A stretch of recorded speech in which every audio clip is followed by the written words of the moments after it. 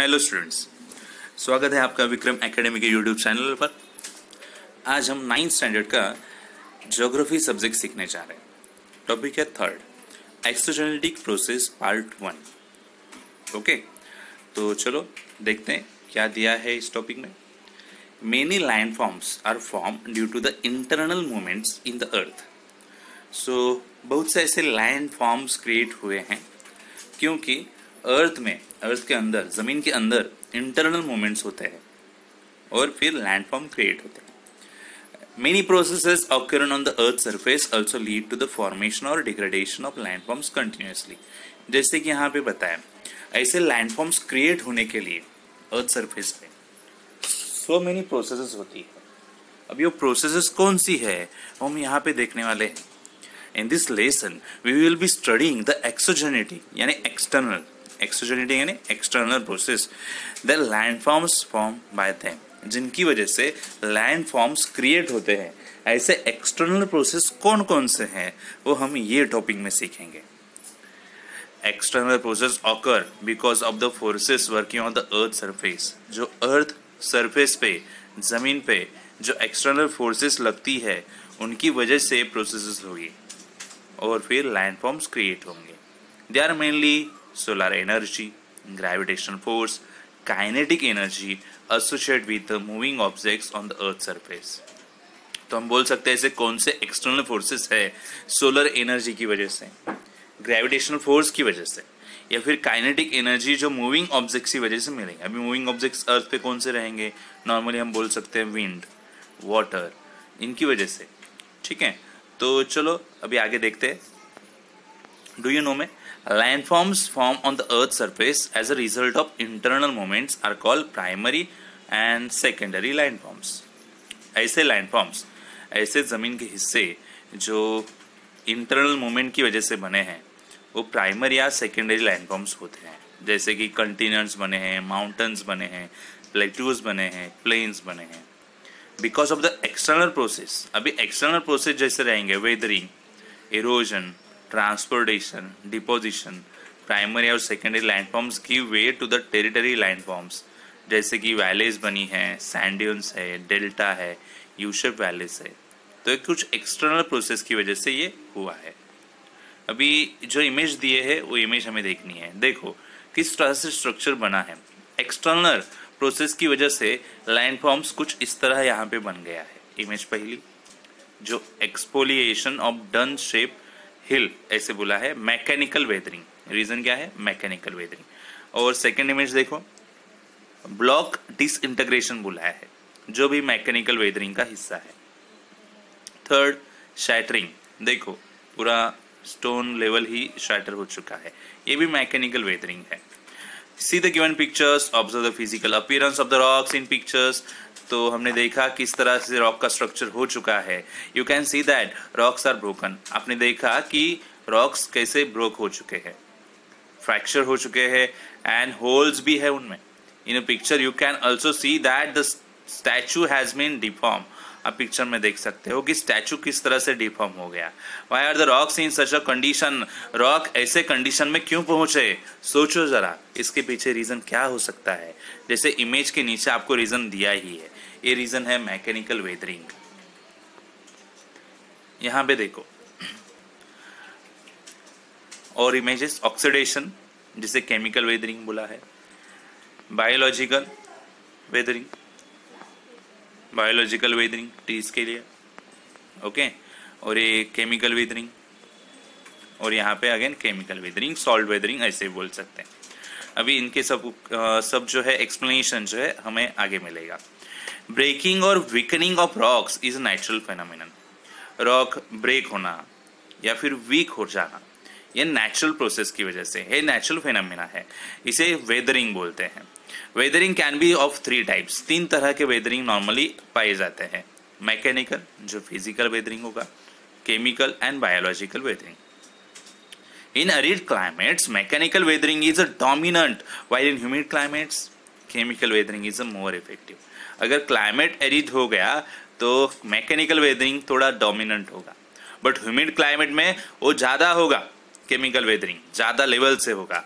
Biological weathering occurs because of living organisms, और biological weathering की बात करेंगे तो फिर वो बिकॉज ऑफ लिविंग ऑर्गेनिजम्स की वजह से होते हैं, प्लांट और एनिमल्स की वजह से। मैकेनिकल वेदरिंग जैसे बोला यहाँ पे, try this, take an onion, एक ओनियन ले लो, कट इन द मिडिल, और उसे मिडल में कट करो और ऑब्जर्व करो जो कट हुआ पार्ट्स, और रिमूव करने की कोशिश करो हर एक स्किन लेयर को, ठीक है।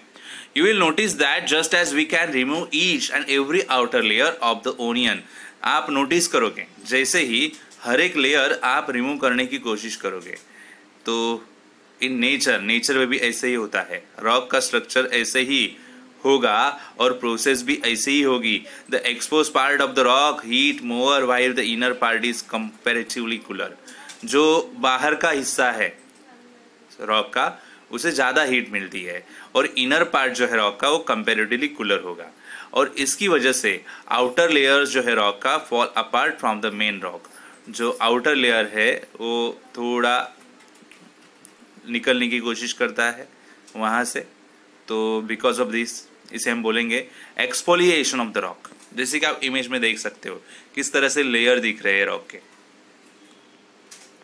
Mechanical weathering mainly occurs because of the following reasons, so reasons ऐसे बहुत से है यहाँ पे दिए है, temperature, frost, crystal growth, release of pressure and water. तो देखते हैं हर एक concept.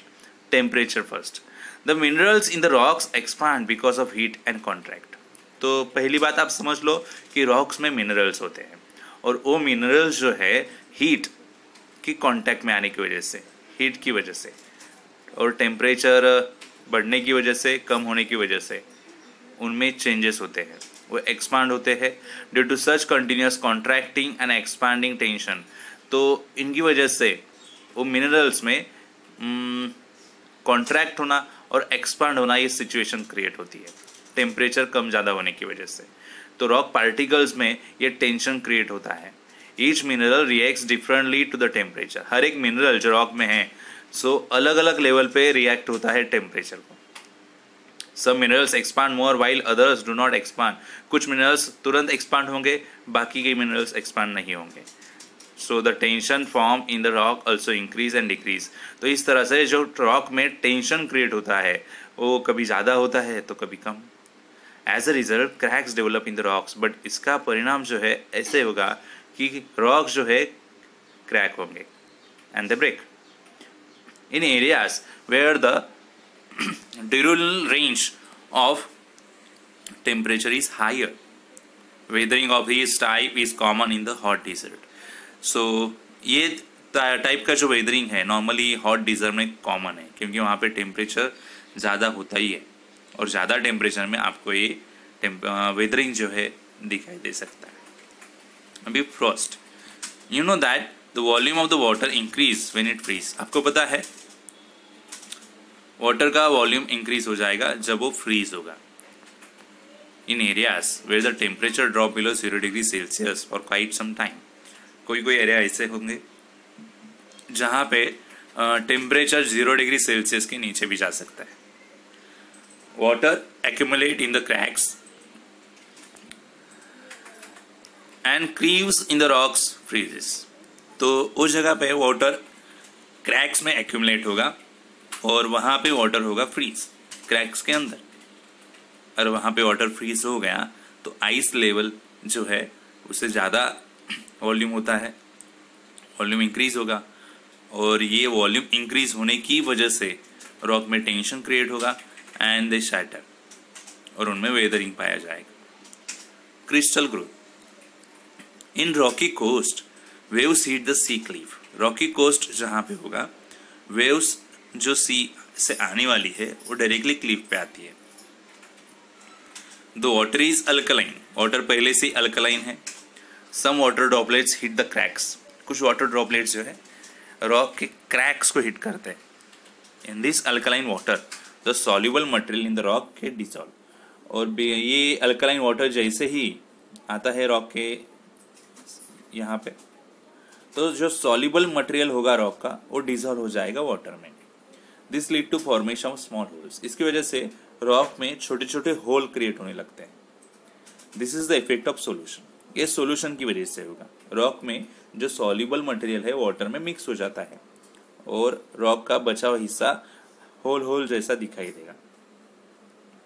Because of heat this water turns into water vapour and only crystal of alkaline material cement in the rocks. तो जैसे ही वाटर वापस आएगा वहां पे वो होल्स में स्टोर किया जाएगा। स्टोर हुआ जो वाटर है हीट की वजह से वो वाटर वेपर में कन्वर्ट हो जाएगा और वहां पे ओनली क्या बचेगा, crystals of alkaline material. Crystals occupy more space. This causes tension in the rocks.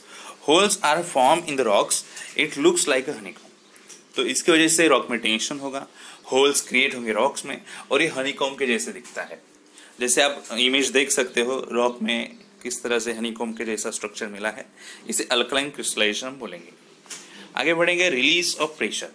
It is not that tension is create in the rocks only because of temperature and freezing of water और crystallisation.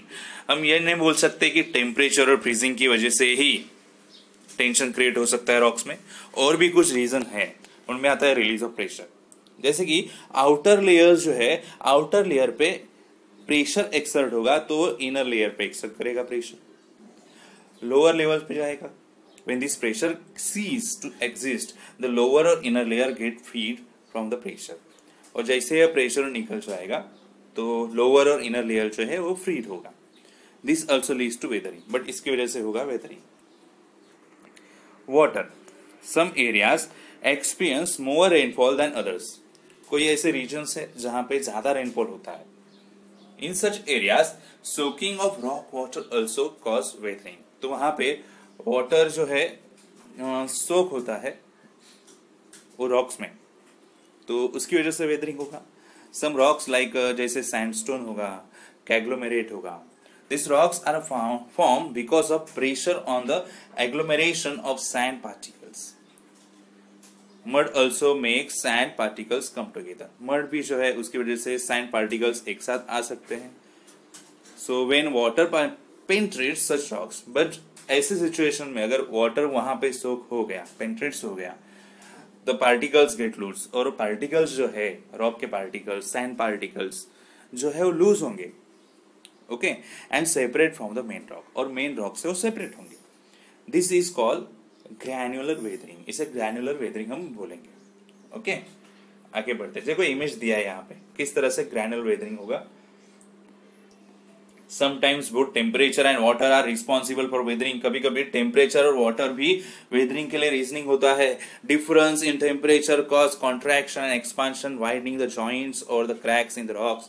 सो temperature बदलने की वजह से contraction और expansion होगा, जो joints होंगे rock के, क्रैक्स होंगे रॉक के, वहां पे वाटर एक्यूमुलेट्स इन सच वाइड जॉइंट्स, और ऐसे वाइड जॉइंट्स होंगे, बिग ब्लॉक्स होंगे, वहां पे वाटर जमा होता है एंड उसकी वजह से फिर रॉक्स सेपरेट होते हैं। This is called block disintegration. इसे बोलते हैं ब्लॉक डिसइंटीग्रेशन। केमिकल वेदरिंग हम सीखेंगे अभी। Take a glass of water and put a piece of chalk in it. एक ग्लास वाटर ले लो, उसमें चॉक डालो। On the next day observe that what has happened to it. क्या होता है उसके साथ, ऑब्जर्व करो। Did the colour of the water change, water का कलर चेंज हो गया। What happened to the chalk? Chalk का क्या हुआ? Wrap few iron nails in a wet cloth। Wet cloth ले लो और उसमें कुछ iron nails wrap up करो। Open the cloth after 2 days। 2 दिन के बाद देखो क्लोथ कैसे दिखता है। Are there any stains on the cloth? कुछ क्लोथ पे स्टेन्स दिखाई देंगे। Yes। Which color are they? कौन से कलर के हो सकते हैं? What could be the reason for the stains? और रीजन क्या हो सकता है स्टेन्स ऐसे आने का? Water plays an important role in chemical weathering. Water ही एक इंपॉर्टेंट रोल प्ले करता है केमिकल वेदरिंग में। बिकॉज ऑफ वाटर ही केमिकल रिएक्शन पॉसिबल है और इसीलिए केमिकल वेदरिंग होता। Rock is a mixture of many minerals. और रॉक जैसे कि हमें पता है सो मेनी मिनरल्स का मिक्सचर है। Water is a universal solvent और वाटर है universal solvent. Many things get dissolve easily in water. So many things water में इजिली डिसॉल्व होती है। The solubility increase because of the matter has dissolved in water। और जैसे ही वो soluble होंगे तो सॉल्युबिलिटी इंक्रीज होगी एंड मैटर जो है वाटर में डिसॉल्व होगा and those materials which do not dissolve easily in water get dissolve in such solution. और ऐसे मटेरियल जो इजीली वाटर में डिसॉल्व नहीं होते बिकॉज ऑफ ये नए सॉल्यूशन की वजह से वो भी डिसॉल्व होने लगते हैं। That receives in the area that receives heavy rainfall chemical weathering occurs in the following. जहां पे ज्यादा रेनफॉल होता है वो एरिया में केमिकल वेदरिंग किस तरह से होगा? देखो, carbonation. The rain water travels through the atmosphere before reaching the ground. Rain water atmosphere से आता है, ग्राउंड पे पहुंचने के पहले उसे ट्रेवल करना पड़ेगा ग्राउंड पे आने के लिए। Carbon dioxide in the air gets mix in the water, तो कार्बन डाइऑक्साइड जो एयर में है वो वाटर के साथ मिक्स होगा। Dilute carbonic acid gets form, तो बनता है dilute carbonic acids and material like limestone get easily dissolve in such acid. और ऐसे एसिड्स में लाइमस्टोन इजीली डिसॉल्व होगा। नॉर्मली लाइमस्टोन वाटर में मिक्स नहीं होगा, बट वाटर में जो कार्बन डाइऑक्साइड मिक्स हुआ रहेगा तो कार्बोनिक एसिड बन जाता है। ऐसे कार्बोनिक एसिड में लाइमस्टोन मिक्स हो सकता है, डिसॉल्व हो सकता है। ठीक है। Solution, some minerals in the rock get dissolve in water. ऐसे मिनरल जो है in the rock get dissolve in water, तो वो वाटर में मिक्स होंगे। Limestone is form due to the chemical precipitation, तो लाइमस्टोन ऐसे ही फॉर्म होंगे because of chemical precipitation between water and alkalis. At Vadgaon Darya in Ahmednagar district, limestone gets precipitated chemically. तो ऐसे ही वडगांव दरिया में जो अहमदनगर डिस्ट्रिक्ट में है लाइमस्टोन बने हुए हैं। That is undergoes chemical weathering again, वहां पे अगेन केमिकल वेदरिंग हुआ। Similarly because of solution alkalis in the rock dissolve and make them brittle, तो ऐसे ही सोल्यूशन की वजह से जो रॉक अल्कलीज में है वो डिसॉल्व होते हैं और फिर रॉक ब्रिटल बन जाते हैं और फिर होगा वहां पे वेदरिंग। ऑक्सीडेशन बोला है यहाँ पे। This process occurs in rocks which have iron present in them. ये प्रोसेस वहां पॉसिबल है जो रॉक में आयरन होगा, आयरन ये मिनरल होगा। The iron in the rock comes in contact, जो रॉक में आयरन है वो कॉन्टैक्ट में आएगा वाटर के साथ एंड वहां पे होगा केमिकल रिएक्शन उनमें और फिर रेडिश कलर लेयर फॉर्म होगा रॉक्स पे। दिस इज कॉल्ड रस्ट, इसे बोलते हैं हम रस्ट। जब आपने नेल्स वेट क्लोथ में रखे थे तो क्लोथ को कलर आया था, ओके, वहां पे कुछ प्रोसेस हुई थी। सिमिलर प्रोसेस जो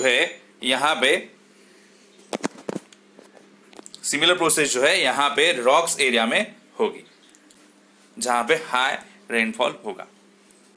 देर are many more process involve in chemical weathering. ऐसे सो मेनी प्रोसेस है जिनकी वजह से केमिकल वेदरिंग पॉसिबल है और जो ऊपर मेंशन किया उसको छोड़ के और भी है।